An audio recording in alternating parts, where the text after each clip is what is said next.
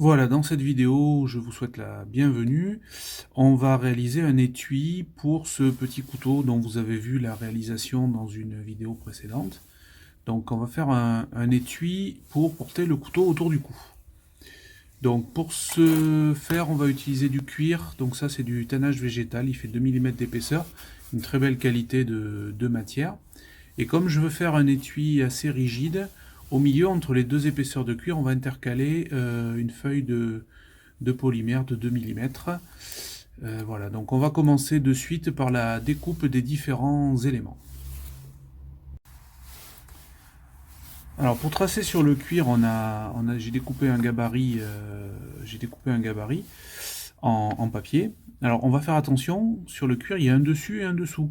Donc il faut absolument faire attention de quel côté du cuir on va poser le gabarit, pour pas se retrouver avec une des deux parties qui soit à l'envers.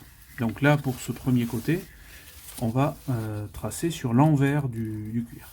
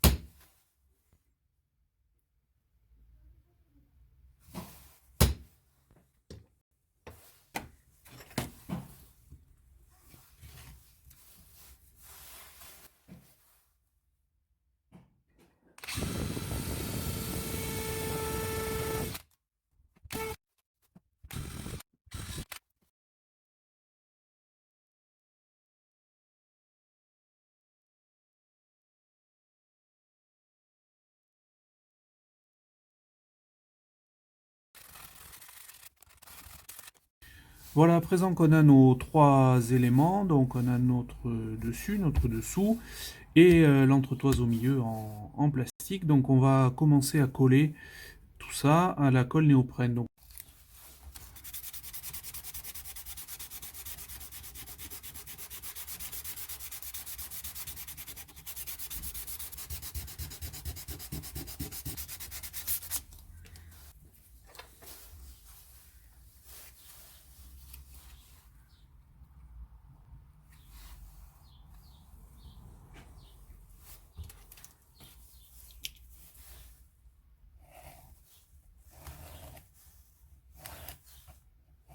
je vais bien l'étaler.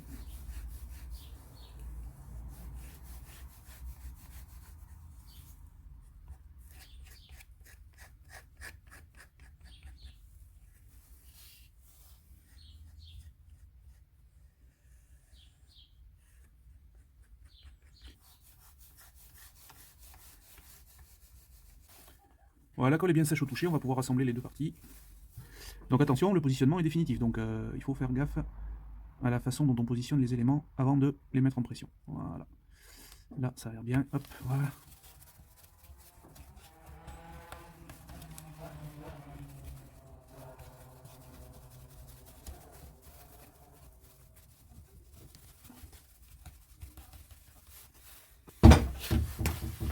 Donc on va prendre un pied à coulisse, on va se marquer un repère à 3 mm.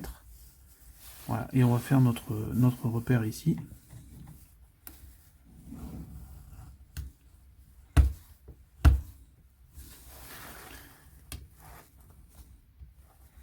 Voilà, donc nos points de départ seront là.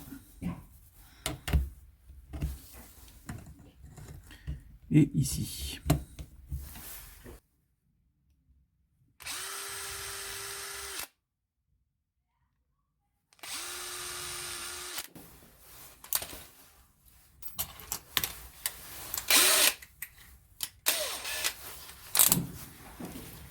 Voilà, et ici les perçages à 5 mm.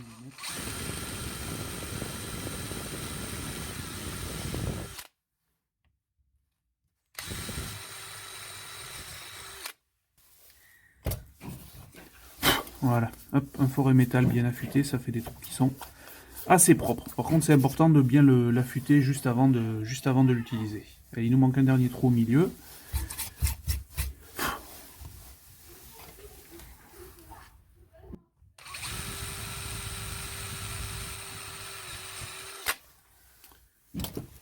Qui nous servira à passer l'élastique de retenue du couteau. Donc avant d'aller plus loin et de coller la dernière partie, on va araser le cuir sur les bords de la pièce du séparateur central. De toute façon, on finira avec le tout, avec un petit peu de ponçage.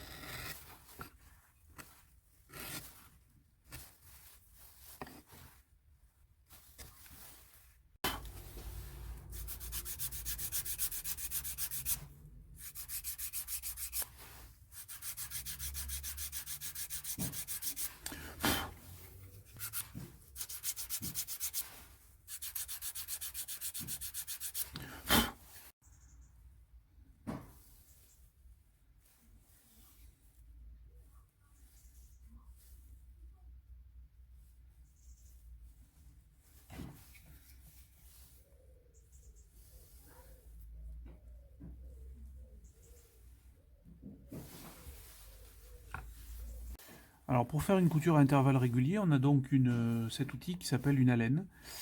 Et donc on va voilà, frapper doucement, hop, le long de la ligne qu'on vient de marquer.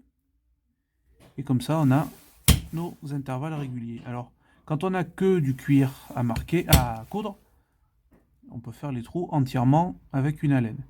Là, comme on a la pièce en polymère au milieu, eh ben on va repercer avec un foret.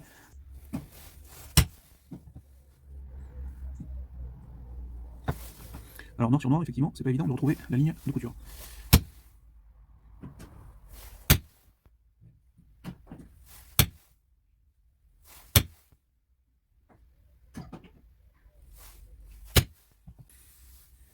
Et on repart avec notre forêt de 1,5 mm.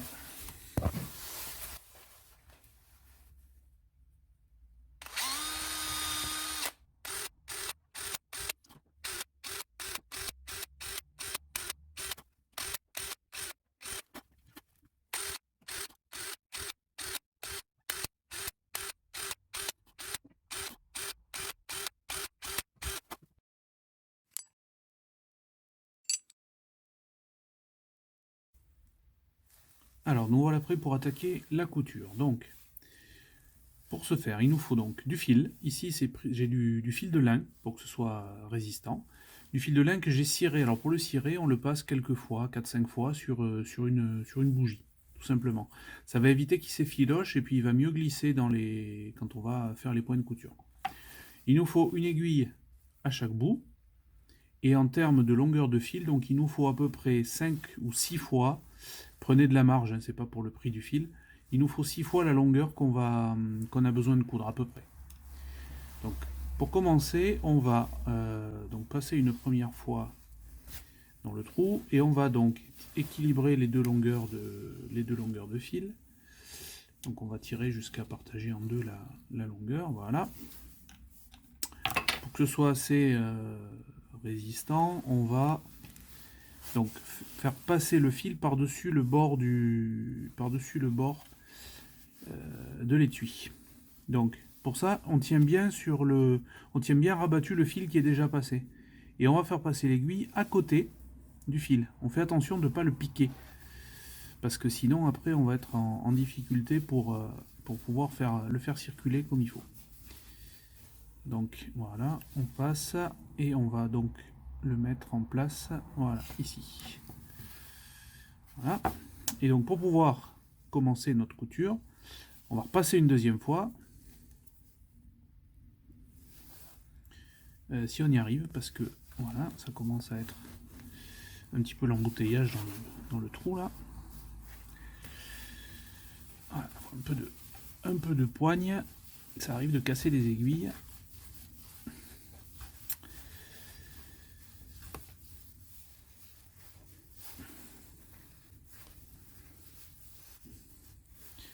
On peut s'aider d'une pince, mais voilà, on finit par y arriver.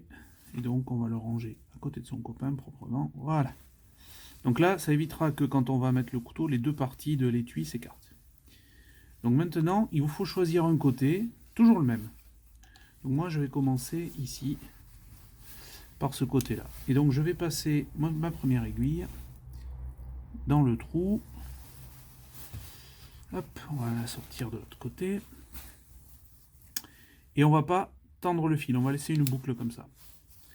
Et donc là, on va passer la deuxième de l'autre côté. Donc on rabat le fil, important, pour pas le piquer quand on passe dans le trou. Donc là, on va passer à côté du fil. C'est important de bien passer à côté. Pour vérifier, moi, je retire toujours un peu pour vérifier que je ne l'ai pas piqué. Et alors là, on va faire une boucle autour de l'aiguille qui sort. Ça permet qu'en fait, chaque point de couture se transforme finalement en un petit nœud à l'intérieur de l'épaisseur. Et une fois que c'est passé, eh ben on va tirer. Voilà. Alors il faut tirer toujours avec la même force si on peut pour que ce soit des points équilibrés. Et là on recommence. On passe une première fois. Donc vous voyez, je me remets dans le bon sens. On passe toujours du même côté. Voilà. On vient jusqu'à laisser une petite boucle.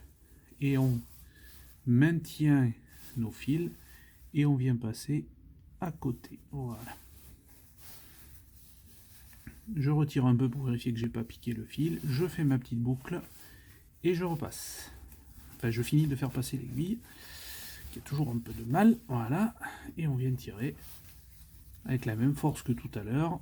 C'est là qu'il faut un peu d'habitude. Voilà le début du point. Alors je vais continuer jusqu'au bout et puis je vous reprends après parce que c'est pas la peine de filmer tous les points, ils sont tous pareils. Au niveau de la couture, vous pouvez voir que c'est bien avancé. J'ai commencé à passer l'élastique, donc qui va nous servir, hop, voilà, à retenir le couteau à sa place une fois qu'il sera dans l'étui. Donc avant de ligaturer l'élastique et de le couper, ce qu'on va faire, c'est qu'on va faire une petite pièce de cuir qui va venir ici. Alors déjà, ça donnera de la prise pour pouvoir retirer l'élastique parce qu'il est quand même assez costaud.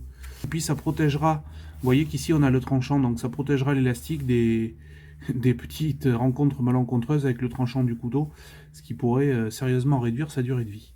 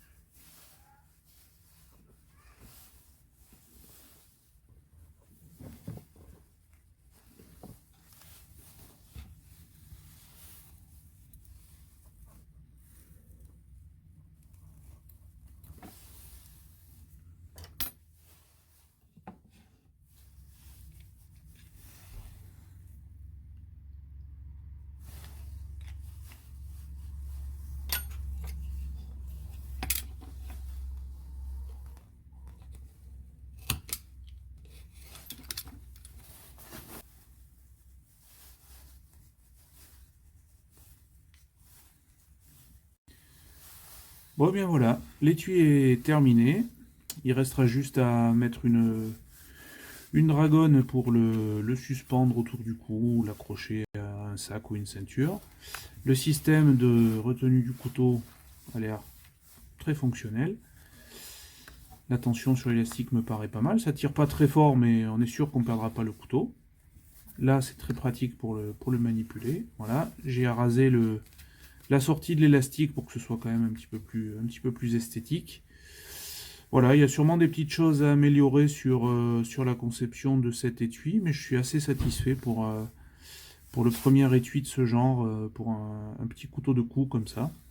J'espère qu'il donnera entière satisfaction à son propriétaire. Voilà, merci pour la vidéo. N'hésitez pas à vous abonner à la chaîne pour ne pas manquer les futures créations. A bientôt!